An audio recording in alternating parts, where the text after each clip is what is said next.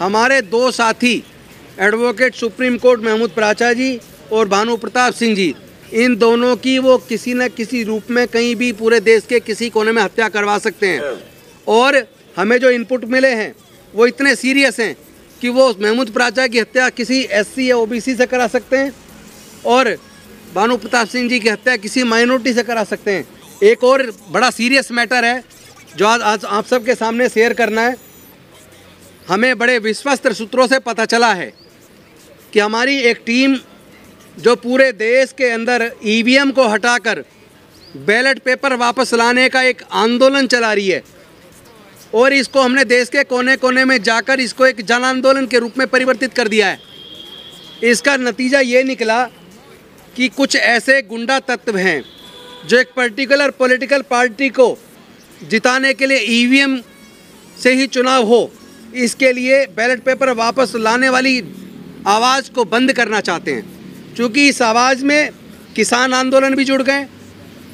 Ballot paper वापस लाकर EVM हटाने की डिमांड में सारे देश का माइनॉरिटी जुड़ गया, सारे देश का दलित जुड़ गया, सारे देश का आदिवासी जुड़ गया, सारे देश के पिछड़े वर्ग के लोग जुड़ गए और रिलीजियस माइनॉरिटी के लोग जुड़ गए। तो इस मूवमेंट को ख़त्म करने के लिए हमें इस तरह का विश्वस्त सूत्रों से पता चला है कि इस मूवमेंट में हमारे दो साथी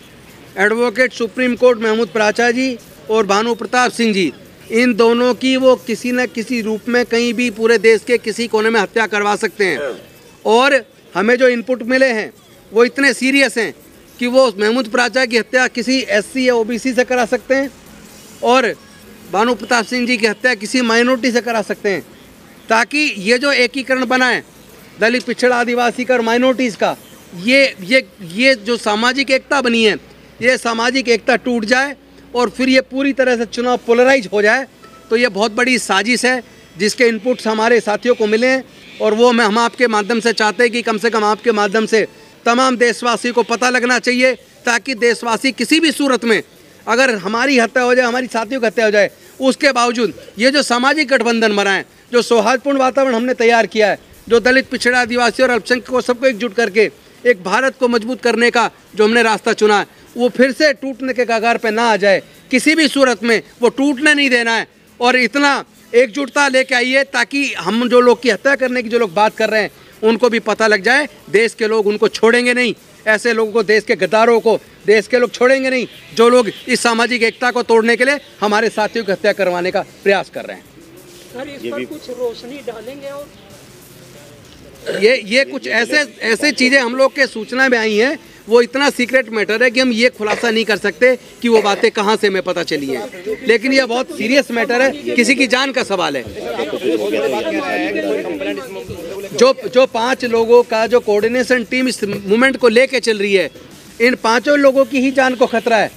लेकिन मेन जो हमारे पास इनपुट आए वो किसी तरह हिंदू और जो मुस्लिम और दलित के बीच में किस तरह इनमें फाट डाली जाए, किस तरह एक दूसरे पे हमला करवा के इनके बीच में एक दरार पैदा कर दी जाए ताकि पूरे देश के अंदर चुनाव को पोलराइज कराया जा सके। इसके लिए सारी साजिश रची गई है। क्या आप सुरक्षा चाह रहे हैं सरकार से? देखिए, इस सरकार से हमें कोई उम्मीद नहीं है। वैसे तो ये सरकार की जिम्मेदारी है कि पूरे देश के अंदर जो लोग भी ईवीएम हटाओ, बैलेट पेपर वापस लाओ का जो आंदोलन चला रहे हैं, उन सब की जान को खतरा है। यह केंद्र सरकार की जिम्मेदारी बनती है कि वो ऐसे लोगों को सुरक्षा मुहैया कराए, उनको कराना ही चाहिए। अभी हमारे पास सूचना आई है, अभी हम आप लोग के साथ में साझा कर रहे हैं। इसके बाद जो भी लीगल एक्शन लेना पड़ेगा, क्योंकि हम लोग लीगल बैकग्राउंड से हैं। मैं खुद एडवोकेट हूँ, महमूद प्राचा खुद एडवोकेट हैं,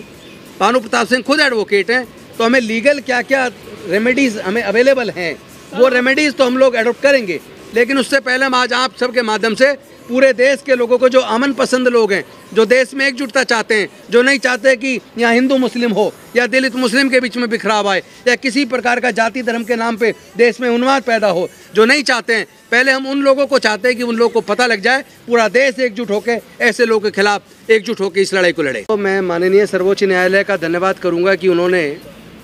इलेक्ट्रल बॉन्ड को और उससे जुड़े जो कानून बनाए गए थे, फाइनेंस एक्ट और उसके साथ साथ कंपनी एक्ट, उनको अवैध करार दिया। लेकिन साथ ही साथ हम एक मांग इलेक्शन कमीशन से करते हैं। वैसे तो हमें पता है कि election commission of India BJP का पार्ट बन गया है और इलेक्शन कमीशन ऑफ इंडिया से हमें कोई उम्मीद भी नहीं है कि वो न्याय करेगी,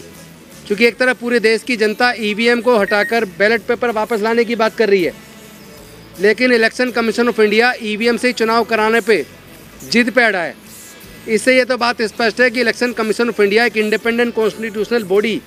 के रूप में खड़ा ना होकर बल्कि बीजेपी का एक हिस्सा बन के खड़ा है। लेकिन फिर भी हम उनसे मांग करते ताकि हमारी बात को हम साबित कर पाएँ कि ये बीजेपी का हिस्सा बन गया है, ये इंडिपेंडेंटली काम नहीं कर रहा है। तो ये साबित भी हो जाएगा कि वो हमारी बात को मानता है या नहीं मानता। हम इलेक्शन कमीशन ऑफ इंडिया से ये मांग करते हैं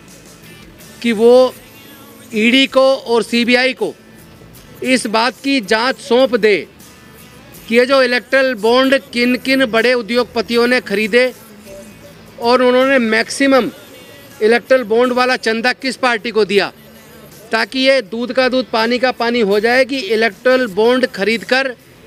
वो पैसे भारतीय जनता पार्टी को इसलिए दिए गए क्योंकि उनकी सरकार ने फिर उन्हें बड़े पूंजीपतियों को लाखों करोड़ का मुनाफा कमवाया एक तरफ, ताकि इससे जांच से पता लग जाए कि ये मॉनेटरी गेन प्राप्त करने के लिए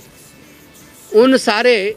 बड़े बड़े पूंजीपतियों ने मैक्सिमम पैसा भारतीय जनता पार्टी को इलेक्ट्रल बॉन्ड चंदा खरीद के रूप में दिया और फिर सरकारी ठेके उस पैसे के बदले में प्राप्त किए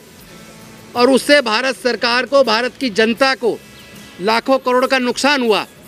तो ये जो भारत की जनता को, भारत देश की संपत्ति को जो लाखों करोड़ का नुकसान किया गया है और चंद पूंजीपतियों को फ़ायदा किया गया है, इस जांच से पता लग जाएगा कि सरकारी ठेके किस किस कंपनियों को दिए गए और वो कौन कौन सी कंपनी जिन्होंने चंदा दिया और चंदे के बदले में सरकारी ठेके लेकर लाखों करोड़ कमाए। इलेक्शन कमीशन उनकी जांच कराए, हम मांग करते हैं। और अगर वो नहीं कराते हैं तो ये माना जाएगा कि ये election commission of India BJP का पार्ट बन गया है। दूसरी मांग हम माननीय सर्वोच्च न्यायालय से करते हैं कि अगर इलेक्शन कमीशन ऑफ इंडिया इस काम को नहीं करता है तो माननीय सर्वोच्च न्यायालय तुरंत बैलेट पेपर वापस लाने का, ईवीएम को बैन करने का जजमेंट जल्दी से जल्दी जनता की मांग पे जल्दी से जल्दी करे और साथ ही साथ ईडी को, सीबीआई को